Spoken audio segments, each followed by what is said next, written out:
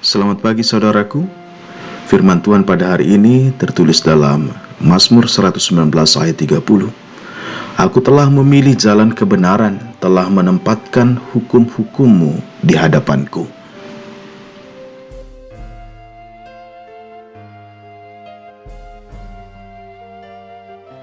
Ada suatu kisah pada tahun 1989 terjadi gempa bumi yang dahsyat yang berkekuatan 8,2 skala Richter di daerah Armenia, memporak-pondakan seluruh objek yang ada di sana. Gempa ini sangat hebat, menewaskan sekitar 30.000 orang dalam waktu 4 menit. Di tengah-tengah kepanikan akibat gempa, seorang ayah bergegas menuju gedung sekolah tempat anaknya belajar sehari-hari. Dengan perasaan tidak menentu, dia meninggalkan rumah dengan harapan bahwa dia masih bisa menemukan anaknya dalam keadaan selamat. Ketika tiba di sana, ia mendapati gedung sekolah anaknya sudah rata dengan tanah, seperti kue yang hancur dilempar berantakan. Hatinya hancur dan mulai menangis terseduh-seduh membayangkan anaknya yang tewas ditimpa reruntuhan gedung sekolah. Namun pada saat yang bersamaan dia teringat akan janjinya sewaktu mengantar anaknya tersebut ke sekolah tadi pagi. Dia sempat mengatakan, "Armad, kau tetap tunggu di sini ya. Apapun yang terjadi jangan kemana-mana. Ayah pasti datang untuk menjemputmu." Kata-kata ini yang membangkitkan semangat sang ayah bahwa kemungkinan besar anaknya mendengarkan kata-katanya, dan ini memberikan harapan baru bagi sang ayah untuk menemukan anaknya masih hidup. Sang ayah mulai mengingat-ingat kembali kira-kira letak ruang kelas anaknya di mana dan di gedung sebelah mana. Dia kemudian memastikan bahwa ruang kelas anaknya berada di sudut sebuah bangunan, dan dia ingat betul bahwa di sana ada sebuah gudang bawah tanah tempat penyimpanan barang-barang sekolah yang sudah tidak terpakai lagi. Dia bergegas menuju ke sana dan mulai menggali reruntuhan dengan menggunakan tangan dan benda-benda seadanya. Beberapa orang tua murid yang melihatnya melakukan hal itu mulai pesimis dan mulai melontarkan kata-kata yang tidak menyenangkan untuk didengar. Bahkan ada yang mengatakan bahwa dia sudah stres karena anaknya tertimpa reruntuhan gedung sekolah. Dengan tegas, dia mengatakan, "Ini anakku, apakah Anda mau bantu atau tidak?" Lalu mereka pun mundur dan membiarkan ayah tersebut mencari anaknya. Kemudian datanglah regu pemadam kebakaran yang mengatakan, "Pak, kami mengerti keadaanmu dan empati kami untuk anakmu. Namun berdasarkan pengalaman kami selama ini bahwa dalam kedahsyatan gempa sebesar ini sudah dapat dipastikan tidak ada yang bakal selamat. Sudahlah, kembalilah ke rumahmu, biarlah kami yang menyelesaikannya." Mendengar hal tersebut, sang ayah dengan tenang mengatakan, "Kalian mau bantu atau tidak?" Lalu dia terus menggali kembali untuk mencari anaknya. Rupanya sudah ada beberapa orang tua murid yang melaporkan sang ayah ini ke pihak kepolisian dan khawatir sang ayah mengalami gangguan kejiwaan. Polisi pun datang dan menemui sang ayah. "Jika Anda dalam keadaan marah dan sedih, mohon jangan dilanjutkan, Pak. Biar kami yang menangani ini. Pulanglah, biar kami antar Bapak ke rumah."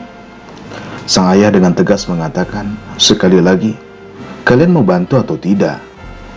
Polisi pun mundur sambil mengawasi si pria ini dalam mencari anaknya. Sang ayah ini terus menggali sambil ingin memastikan bahwa anaknya masih hidup.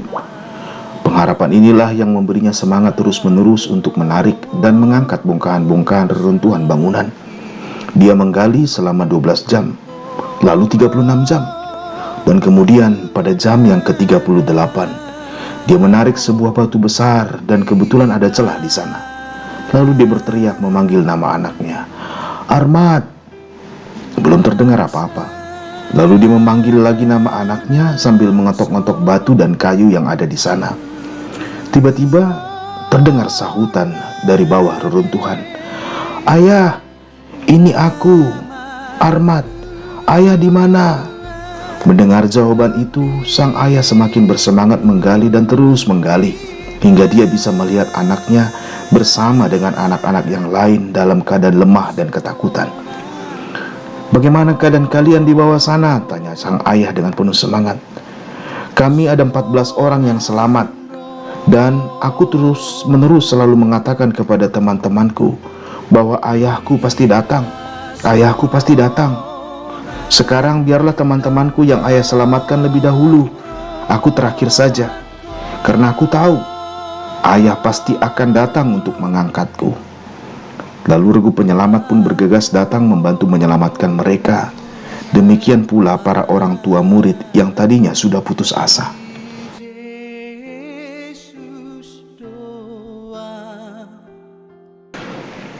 Sering kasih Tuhan, penggalan kisah itu menggambarkan suatu hubungan yang menarik sekali. Bahwa sang anak percaya penuh akan janji dan perkataan ayahnya. Dan sang ayah juga percaya bahwa anaknya mengingat semua perkataannya. Rasa percaya itu mendatangkan harapan dan ketekunan. Sering kasih Tuhan, mungkin banyak hal dalam kehidupan kita, peristiwa-peristiwa dalam kehidupan kita mau mendorong kita untuk tidak lagi percaya dan beriman kepada janji dan firman Tuhan. Nas hari ini mengingatkan kita bahwa pilihlah untuk di dalam jalan kebenaran, di dalam firman Tuhan, di dalam Kristus.